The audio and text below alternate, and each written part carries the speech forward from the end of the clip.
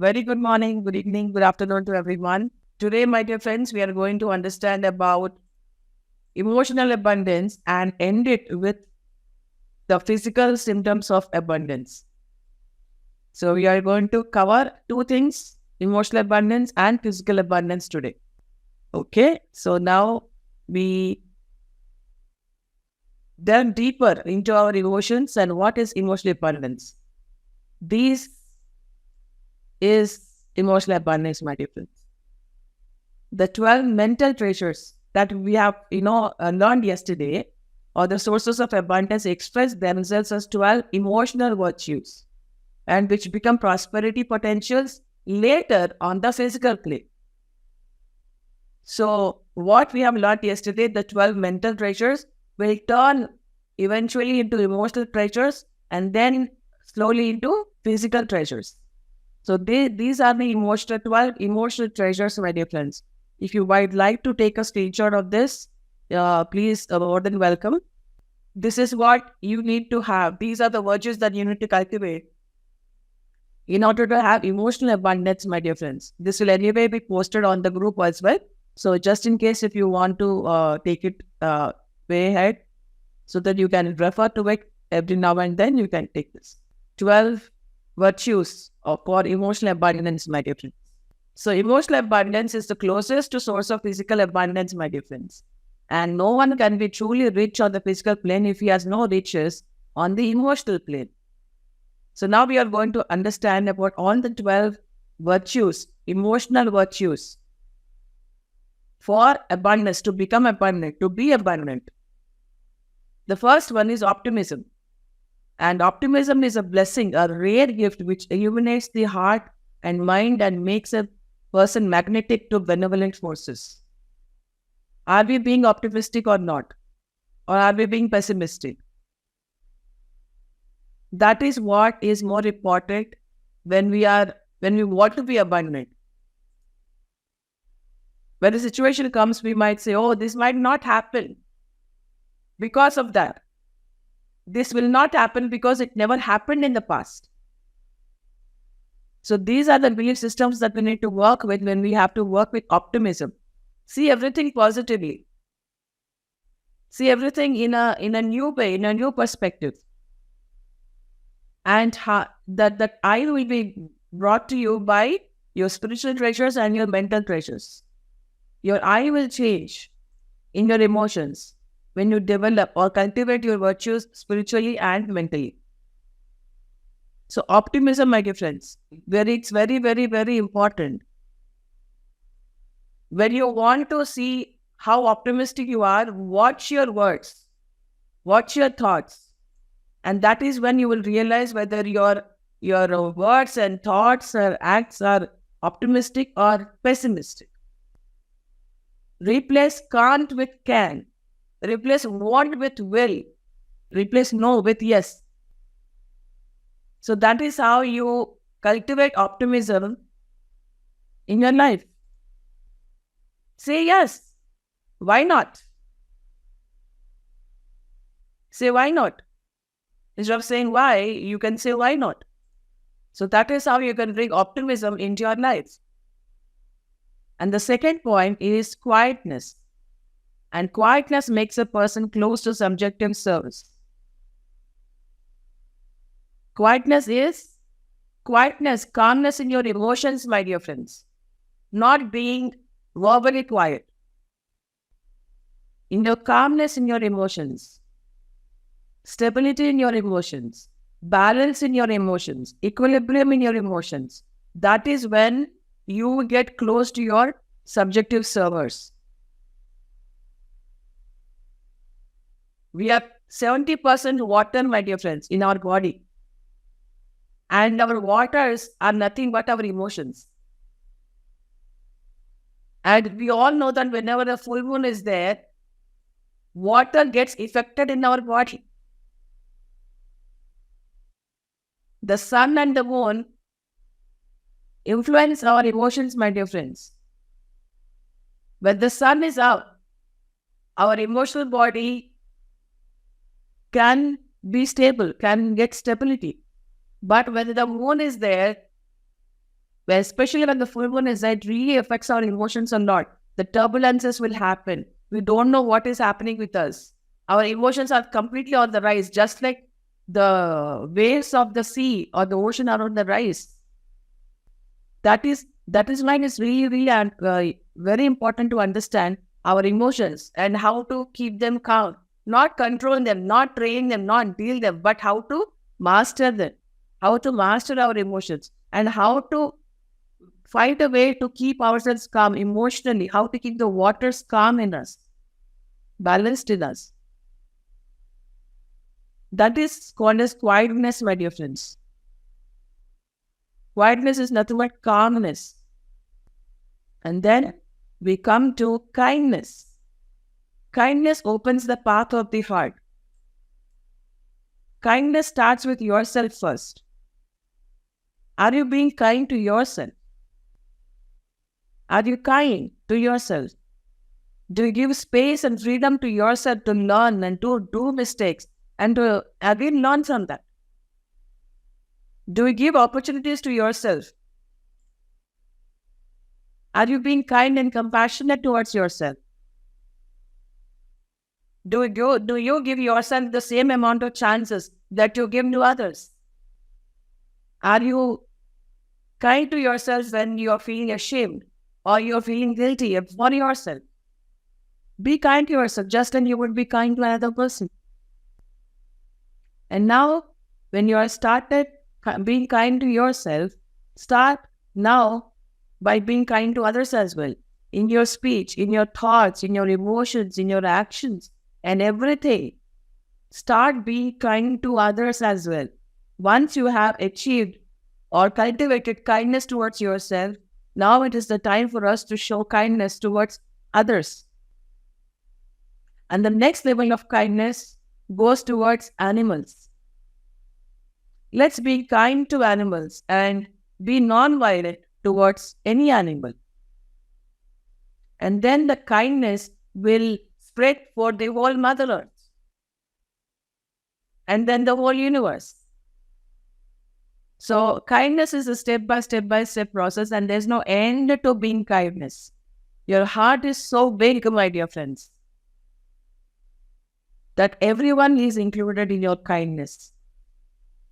Just like the sun. A sun is very kind. The moon is very kind. It shines its light on everyone, irrespective of anything. So kindness, my dear friends, kindness is very, very important that you cultivate. You don't develop that. You cultivate it by first being kind to yourself and knowing what is kindness. And then you be kind to others. How can you be kind to others when you are being patient, when you are being understanding? When you understand yourself, then you will definitely understand others, because there are no others. You are me, I am you. When both are one, then what I need is what you need. So let's be kind to each other. Everybody wants love and respect and compassion and kindness. So what I need, what I want is nothing different from what you need or what you want, isn't it? Because I'm a human being, you're a human being. And there's an animal whose heart is beating. So you would be kind to everyone and every living being, isn't it? And then we talk about aspiration, my dear friends. Aspiration, devotion, and dedication open the gates for greater ideas and visions. You aspire to be something. You aspire to become something. And therefore you dedicate yourselves and devote yourselves for that purpose. For that great idea and vision that you have cultivated through your mental treasure. That creativity comes from above when you do meditation. And that opens up your horizons and you get those greater visions. And that is how you aspire to be something in the future. Aspiration is the fire of your emotional body, my dear friends. When you aspire something, for example, I aspire to be a Buddha, then how do you dedicate yourself?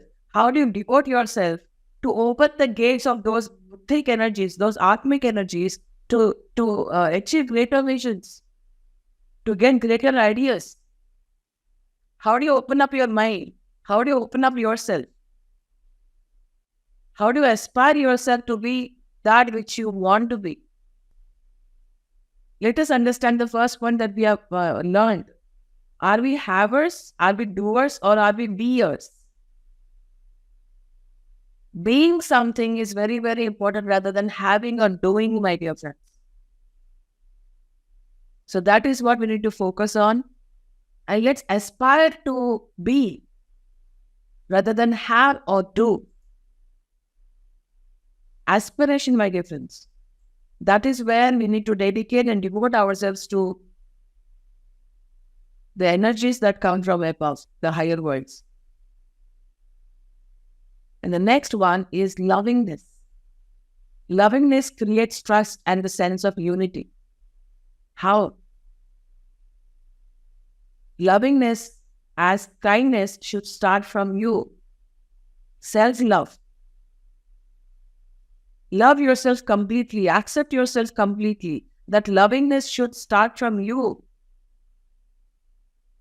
Do you love yourself? For the entirety of you, for the whole of you, as you are, who you are, where you are, do you love yourself? That is the first exercise for today, my dear friends. Do you love yourself? Because lovingness starts with you. Start loving yourself. If you have not yet started, not just by saying I love you to yourself, but actually meaning it. You mean those words of I love you. And what is love? Love is nothing but friendship, as Patri says. You are being a friend to yourself, understanding with yourself. And you express that lovingness for yourself. And then extend that lovingness, extend that friendship with each and every one that you meet. Each and every one that you meet. Each and every animal that you interact with. Show your lovingness, show your care for yourself and for everyone. Can't we do that? Yes, we can. Of course we can. So let's practice this and let's really, really, really mean it. It's not that I'm just saying that, Deepika, I love you. No, I have to really mean it. There should be meaning in love. There should be meaning in friendship. So that is when lovingness will manifest. I can't say, I love only Deepika and not Manusha. You need to be like the sun. You should not get emotions get the better of you. That is why we need to cultivate all these virtues of emotions, of the emotional body.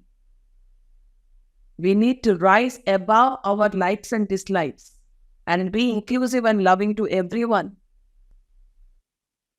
If we are being our likes and dislikes, then we are in the lower emotional body. We need to rise up and become our higher emotional body. Astral body and emotional body are the same, my dear friends. Emotional body is called when our emotions are unorganized or disorganized.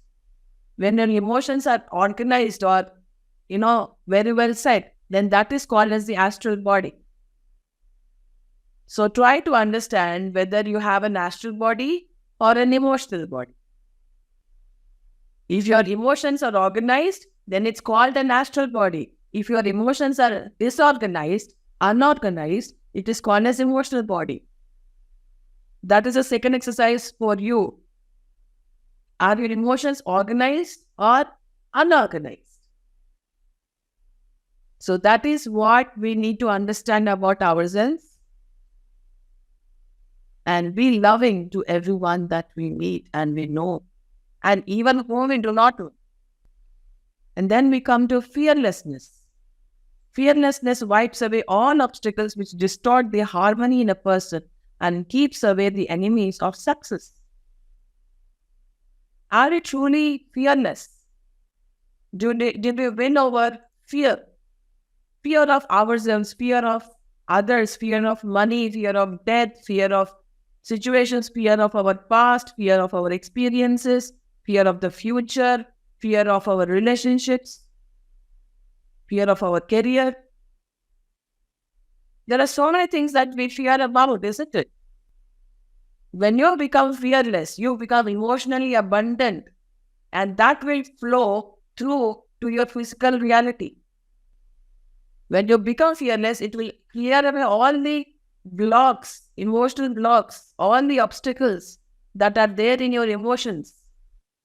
And whatever is against your success will go away if you become fearless. And the second exercise for today is write down about your fears. What are your fears? And work on them. Start working on them. The best way to work on your fears is facing it. Looking into the eyes of the fear, straightly into the eyes of the fear, and say that I am not scared of you. I'm not scared of you. I'm not afraid. Not anymore. So that is when, when you become fearless, that is when all your emotional blocks will go away. The next one is adaptability. Adaptability is the power of intelligence. And an intelligent person adapts himself to certain situations and conditions of nature in order to survive. And how does one become intelligent? Through your mental treasures. When you cultivate the intellectual abilities, intelligent abilities in your mental treasures, then you start being adaptable to each and every situation in your life, or any conditions that life may present to you or nature may bring to you. You will survive that with the treasure of adaptability. You will not get stuck there. You will not crimp. You will not cry. You will not complain. You will not blame. But move on by being adaptable. Adaptability is very, very, very great virtue. Adjusting, adapting, moving like water. If you cannot adapt, that water will be stuck and get stagnant and will be full of germs and worms. If we don't adapt, if there's a rock in front of us, move through it, navigate through it. You should know how to navigate through it. Rather than saying that, why did that rock come in front of me? I was moving so freely. Why did that rock had to come in front of me and stop me and obstruct me? No rock should come in front of me. Why? Just because it's you? Just because you want to move forward freely, happily? No rocks should come in front of you? Even if a rock comes in front of you, obstructs you, move through it, move around it. Be adaptable. Navigate through it. So that is what is adaptability, which is the power of intelligence. How do you intelligently navigate through the process? It's called adaptability. And Tolkien gives a very beautiful example over here. I and my father were hiking through the open fields, and they saw a huge fallen tree. The father said, let us think why this tree has fallen. He said, because of the strong wind we had last week. And the father says, that is true, but you see this little bush which is only 2 feet high stands here and laughs at the tree. Why didn't the strong wind wipe it away? The father says. And Tolkien, he says, I could not find the answer. I thought of many reasons but was not sure. And we walked away without solving the problem. And 2 or 3 hours later, we were in front of a great stone building. Father, looking at the stone, said, the builder was a great man. Look how the stones fit each other. He had a great sense of how to adapt things. And then, when my father uttered the word adapt with a strange emphasis, I caught the word in his mind and thought he was hinting at something. Then, looking at me, he repeated, "Those who adapt survive." "The bush!" I exclaimed. "Yes, you got it," the father said. After a long silence, he asked, "Why did the bush fall down under the strong wind?" And Torkham said, "Because it bent." Yes, it adapted itself to the situation, and when the wind was over, it stood again. Ah, I found it. And the father says, "Yes, you did. And sure, this lesson will be part of your nature."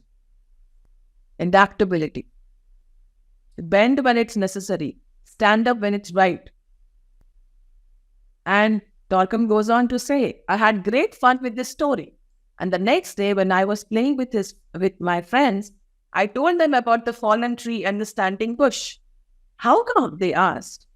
"Well, the huge wind came, and because the big tree had a big pride, it said, 'I will stand against you.' And the wind knocked him down. But the little bush said, 'My goodness, God is blowing 80 to 90 miles per hour. Let me lie down.' And when the wind passed, it stood up and said, 'Goodbye, my friend.'" And so his friends were very impressed with this story. So adaptability is the ability to take advantage of any adverse situation without being the slave of the condition. In adaptability, a person breaks many crystallizations, stands in his spiritual being, and cooperates with karmic laws. You don't go against karma. You don't say, "Oh rock, why did you come in front of me?" That is your karma. You don't go against your karma, but you have to cooperate with the karmic laws. You can't say, "Oh, why did this problem come to me? It should not come to me." Problems come to you because of your karmic interactions. But you cooperate with it. You learn from it. You be kind to yourself. And adaptability opens many highways of success and builds bridges of cooperation. So how adaptable are you in your life with situations, with conditions, when karma faces you? With your crystallized thought forms, crystallized belief systems, with your one-track mind. Are you standing in your spiritual being or mental being or emotional being or physical being? What are you? Which being are you? Which being are you practicing to be? The next one is forgiveness, my dear friends. Forgiveness. Forgiveness disperses the tense areas from which many negative forces emerge. And through forgiveness, you will be able to save your subtle vehicles from great damage. Great damage. Is there anyone in your life whom you cannot forgive? Or if you have not forgiven? And when one does not forgive, he creates some kind of ulcers or abscesses in his subtle vehicles which continually poison his system and eventually knock down the physical body. Forgiveness is a health-giving substance in the subtle bodies. And we need to understand the situation where we are unable to forgive others.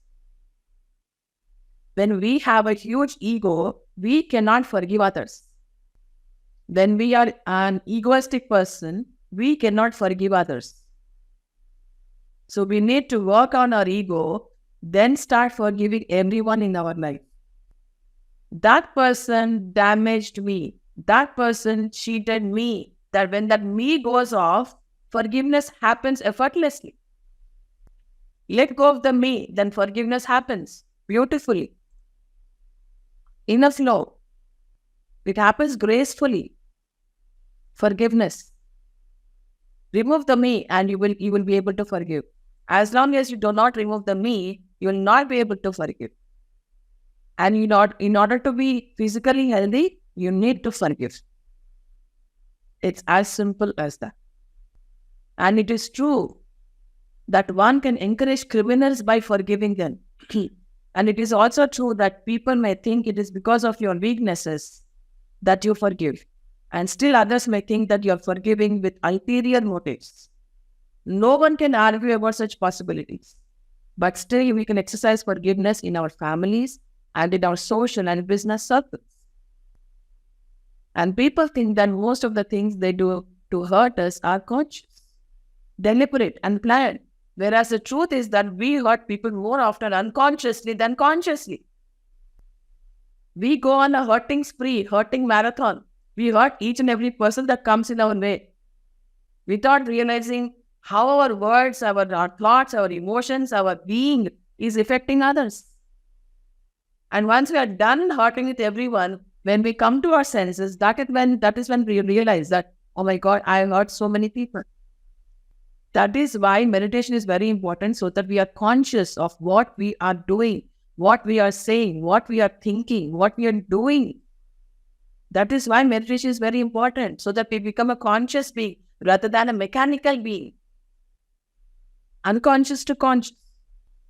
And a revengeful attitude creates friction, animosity, and psychological turbulences. And hatred and revenge waste your energy. No matter how much meditation you do, if you are going to waste your energy, there is no use of doing meditation. What good is it if you draw up water from a well and you're going to put it in the drainage? You're not using that water properly. You're just wasting that water, putting into the drainage, into waste. There's no purpose in drawing the water from the well. Hatred and revenge waste your energy, your money, and your time. And forgiveness is a method to save energy, money, and time. So you have two choices now. What do you choose is very, very, very important. Every time you have a choice, either to forgive or to keep hating and spending time, money, and energy to take revenge on that person. If that defines your purpose of life, go ahead with that. And if you don't think that hatred and revenge is the purpose of life, forgive. Don't be an obstacle to yourself. Don't be an obstacle to your own abundance. The first obstacle that we create is ourselves. And forgiveness does not mean acceptance. Forgiveness means not to have involvement either physically or psychologically. And forgiveness is like putting money in your savings account, and revenge is creating debts, which you need to pay later with taxes, with interest. And those who forgive will be forgiven. The great Lord revealed a great law through this statement. Those who forgive will be forgiven. And Tolkien says that one of my teachers used to say, every time you forgive, increase your alertness 10 times so that the one who is forgiven does not take advantage of your forgiveness. This is called being intelligent. Be very, very, very careful. Be very conscious that the one who is forgiven does not take advantage of you, of your forgiveness. Be alert, be conscious, be aware, mentally and emotionally. So then what about if he does take advantage? Asked one of the boys. He said, again, he must be forgiven. No one will take advantage of you if you are not karmically indebted to him. Remember this point, please. No one can take advantage of you if you are not karmically indebted to that person. You might complain that in your life that somebody used you, somebody took advantage of you. Why? Because you are karmically indebted to that person. Forgiveness is a great treasure, and only the spiritually rich know how to use this treasure. That is why it flows from above, not from below. And magnetism, the next virtue, the next emotional virtue is called magnetism. Magnetism is developed when the love energy from the intuitional plane fuses with astral substance. And such magnetism attracts the right person, the right objects, and the right money which helps you to have abundance. How do you become magnetic? Because you're spiritually rich. When you're a spiritually rich person, you will attract the right things in your life. Because you're one with your intuitional plane. What is intuitional plane? Is nothing but your heart. And love comes from your heart. Love is a language of your intuition, and it is all heart. And you become magnetic. You cultivate magnetism through your heart. And that is how you attract the right things in your lives. The choice is yours now. Do you want to attract the right things, or do you want to attract the wrong things? What do you want in your life? So in order to attract the right things in your life, you need to be connected to your heart. You need to be magnetic in your heart. How? By being pure, by being loving, by being kind, by being compassionate, by being generous, doing sacrificial service, having the patience and understanding of cause and effect and everything else, the laws of nature. That is how you become magnetic. And it is known that sometimes you accidentally meet the right person who introduces the greatest change in your life or opens the greatest path for success. And things come to magnetic persons even without them demanding it. It is effortless. It just happens to you. It's very, very effortless when you become magnetic. Everything is just a beautiful flow of events and conditions because you have cultivated your heart. And the next one is generosity. So generosity prepares an abundant harvest for everyone, right, dear friends? Totcom says that once we were in the mountains and we came to a lake, I turned to my teacher and said, "This lake smells. What is causing it?" The teacher says, "It smells bad because it does not receive and it does not give." Generosity. Our physical, emotional, mental, and spiritual abundance can only exist when we continuously receive and continuously give. We must use or put into use our money so that we increase it and give it to those who need it. Generosity creates a circulation of the energy of prosperity. It keeps your prosperity abundance in motion, in movement, giving and receiving, giving and receiving, giving and receiving.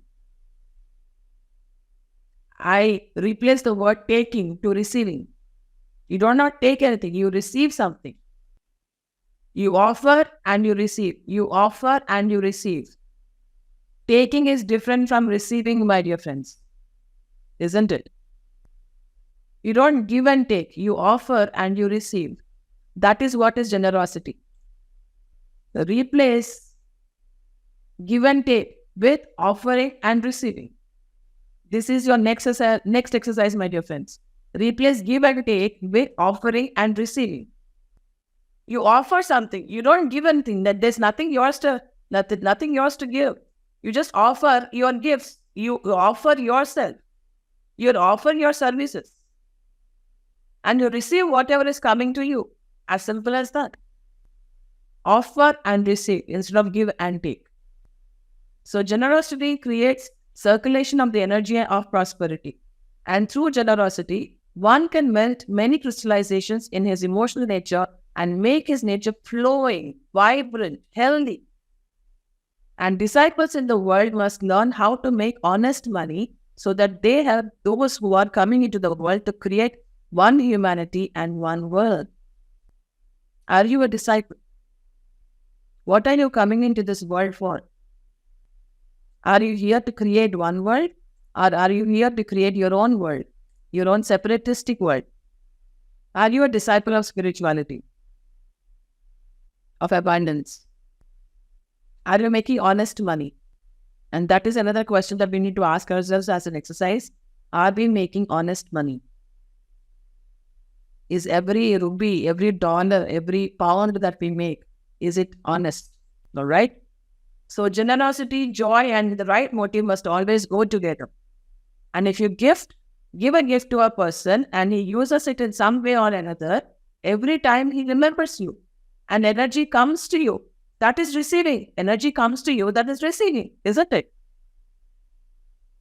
So if you gave the gift with the wrong motive, with rejection or with negative emotions, every time his energy is projected to you and it brings back to you the emotional thought attached to the gift. So what you give is what you receive. What you offer is what you receive. This is the perfect example. You will receive what you offer. What you offer is what you receive. It can be the energy. It can be anything. It doesn't mean that only objects or help or anything. The energy matters. And every time he remembers you because of the gift, he absorbs your negative energy. Because that is the intention, that is the wrong motive that you have given the gift to that person. That he absorbs your negative energy. And who all are you affecting? You are affecting yourself and the other person as well by doing something with the wrong motive. And through your gift, you create a communication line between you and the one who receives your gift. And if you are giving a gift to an advanced soul with joy and great love, every time he remembers you, you will receive joy and love and healing power. And every time he remembers you, your love and joy will stream forth into his aura. See how beautiful it is if we can do that. With what energy do you give gifts to others? And that is why gifts are very important, but they must be given in the right spirit and received with joy and gratitude. Generosity is giving with joy and pure motive. Let this get underlined in your dictionary, in your book. Generosity is giving with joy and pure motive. And generosity is higher than teaching. Teaching is a forced process. And if you join this or that church, you must give so much to that church or organization. That is not generosity. So you feel forced, obliged, you feel resistance. And sometimes you do not even want to give, but various kinds of pressure makes you give. And whatever is not given freely, with right motive, with joy and generosity, is not accepted as a gift. And Tolkien goes on saying, I remember a man who came to our center and he put a big sum of money in the collection plate. Okay? 2 days later after the meeting, I called him to my office and said, it seems to me that you have suddenly become generous. Okay? And then he says, he said, I am doing good business. Tolkien asked, what are you doing? Then he says, I don't think you should ask. Just accept what I am giving to you for the group. And Tolkien says, is it pure money? No, money is pure, he says. Then he says, I don't agree with you. How are you making your money? Then he said, I am selling opium. Opium is a drug, my dear friends. They are drugs. Opium? Tolkien says, yes, I do not use it. I just sell it to those who need it. My God, I do not want that money, Tolkien says.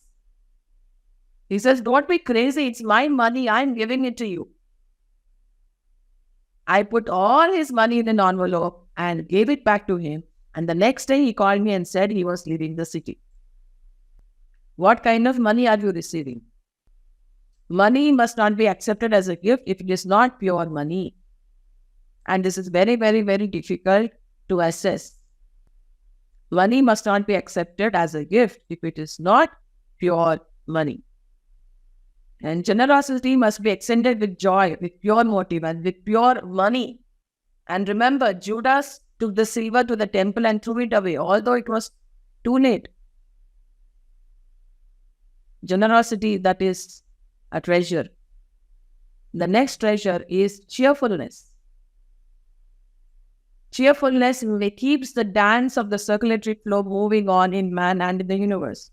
Cheerfulness should not be only on your lips. It has to be coming from inside. Only when it's coming from inside are you considered a cheerful person. And cheerfulness inspires confidence and trust. Cheerfulness keeps the body young and healthy. Cheerfulness makes you think clearly and with no self-interest. A cheerful person likes to give and to receive. Are you a cheerful person? Do you bring cheer to yourself and to others? Like truly, really, from your heart. There's no chance to fake here. There's nothing fake here. This is all real. This is all pure. Coming straight from your heart. Cheerfulness is very, very important. It's a treasure. Are you a cheerful person? From the bottom of your heart. So cheerfulness makes people see beyond their petty personality attachments and problems. Cheerfulness brings success. Do you want to meet a person or be with a person who is cheerful, or do you want to be or meet a person who is sad? Who would you choose to be with? Of course, you want to be with a cheerful person. So are you being cheerful? Are you a magnetic person in that way? If the husband is cheerful, the wife is happy. If the mother is cheerful, the baby is healthy. If both father and mother are cheerful, they have a successful family. Their children have better health, better endurance, and better morality. And their intellectual powers will be superior to the intellects of the children, whose homes are full of fights and gloom. How is your family atmosphere? Fights, sadness, gloom, or cheerfulness? Enthusiasm, joy, happiness. Are you cheerful from inside, first of all? So in the future, my dear friends, investigations will show that cheerful parents give humanity the most beautiful, helpful, healthy, and creative children. So this goes for the teenagers and the children of now, of today, that you become a cheerful person so that you bring down to this earth creative children, beautiful children, helpful and healthy children. What kind of children do you want to bring to this earth? Depends on the training given to children at a young, very young age, so that they become cheerful and they are prepared completely when they're about to give birth to a beautiful person. That is why meditation is very important at a very young age. And Patriji stresses a lot on children doing meditation so that they build the treasure within themselves, and when they are ripe, they give birth to a beautiful soul on this earth. An inclination towards crime develops when children are deprived of the joy and cheerfulness of their parents. You might want to remember your own childhood or maybe the childhood of others. When you are deprived of the joy and cheerfulness, irritation happens in the child. There's a feeling of betrayal, hurt, pain, animosity, hatred. All these feelings come when joy and cheerfulness are not, are being deprived of them. And then we come to the next treasure of our emotional body, which is called as silence. Silence creates the power and sharp observation, and it clears the aura from the effects of many unnecessary words and expressions. It protects a person from many traps, and most of our traps are produced by the most harmful weapon that we have is our tongue. And silence creates a holy vacuum to which divine creative energies are attracted. And these emotional treasures make our life an unending succession of joy and abundance. Silence, my dear friends.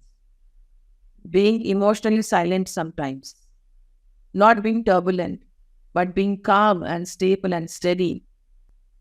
It really clears out the aura from the effects of many unnecessary words and expressions. If I say, I don't like you, then are you being silent in your emotions? If I say, you're an idiot, are you being silent in your emotions? How do my words and my expressions affect your emotional body? Silence. When we are not silent in, getting affected by others' words and expressions, we trap ourselves. They're called self-made traps. And how do we trap ourselves? By using the tongue. and not choosing to be silent. But at the same time, I would not like to ask you to suppress your emotions. You need to express it, but how? How do you express yourself? You always have a choice. Do you want to express yourself beautifully or not? So, my dear friends, we are done with the emotional treasures. These are the 12 emotional treasures that we have. All right. And then we come say that when a person is spiritually in abundance, when he's mentally in abundance, and when he's emotionally in abundance, then and only then will all the abundance of the self manifest itself to make a person a dispenser of riches to meet the needs of humanity. And this abundance manifests as the following. This is physical abundance, which we all want. There's not a single person on this earth that doesn't want this. All right? So this is physical abundance, and let me tell you a little bit more about this physical abundance. So when you gain your physical prosperity because of spiritual, mental, and emotional prosperity, you enjoy every bit of your physical life and its blessings. Life will lead you into the right position, and you will have the right contacts with people who will increase your joy and help you to bloom. You will have the property that you need in order to tender your service and enjoy your life. You will have the needed money, which will give you the chance to meet your needs and not be trapped in excess worries and headaches. Your health will be excellent. Life after life, you will develop golden health until you reach the state of immortality. Life after life, my dear friends, not just this life, every life you would be in great health. Isn't that a great blessing? Why do we go for temporary things rather than permanent things? Why is temporary so interesting and permanent so boring? You will have great friends who will grow and unfold with you and serve with you. Life after life. Let's look for the long run, long distance. You will have wonderful co-workers who, inspired from higher forces, will join you in your heroic effort to bring beauty to earth.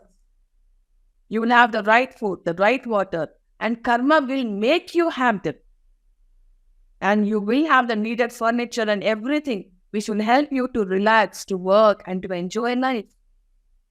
You will have the right tools to manifest and express your talents or creative ideas. You will have the needed instruments and create your dreams, to play your music and sing your songs. You will have a wonderful partner and children who will bring honor to you and be sources of joy for you. You will have successors who will carry your torch of honesty and nobility, who will continue your service, and who will enjoy all that you will leave them. It is a great blessing to have successors who will continue to walk in the light of God for the service of humanity. And such a person is the most joyful and rich person in the world. And behind many prosperity moments, there is the beast of matter controlling their plans and tactics. Prosperity is the curse of humanity when it is taken as material prosperity. Such prosperity sheds the blood of millions and will shed the blood of many, many more millions if spiritual prosperity is not cultivated and if the life of the human being is not balanced on the right scale. And the greatest evil for a person is the moment that is blinded by his material prosperity and is ready for every kind of crime to keep that prosperity flowing. And those who are creating an intense desire and a violent urge toward worldly possessions and money may be called the coffin builders, who are going to bury your soul in matter for ages and darken the eye of our spirit. That concludes today's session, my dear.